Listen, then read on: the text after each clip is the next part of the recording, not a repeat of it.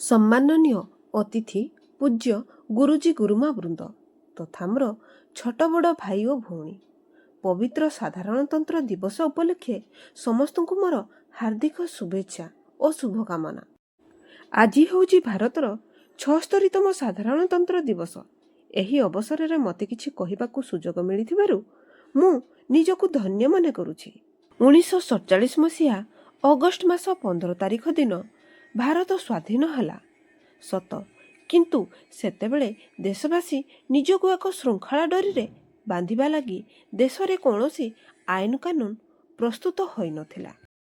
ଏଥିପାଇଁ ତତ୍କାଳୀନ ରାଷ୍ଟ୍ରପତି ତଥା ସମ୍ବିଧାନ ସଭାର ଅଧ୍ୟକ୍ଷ ଡକ୍ଟର ରାଜେନ୍ଦ୍ର ପ୍ରସାଦ ସମ୍ବିଧାନ ନିର୍ମାଣ କାର୍ଯ୍ୟ ଡକ୍ଟର ବି.ଆର୍. ଆମ୍ବେଦକରଙ୍କୁ ଦେଲେ।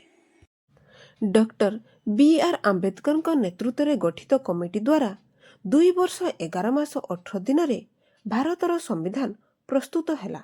ଏହି ସମ୍ବିଧାନ 1949 ମସିହା ନଭେମ୍ବର ମାସ 26 ତାରିଖ ଦିନ ସମ୍ବିଧାନ ସଭା ଦ୍ୱାରା ଗୃହୀତ ହେଲା।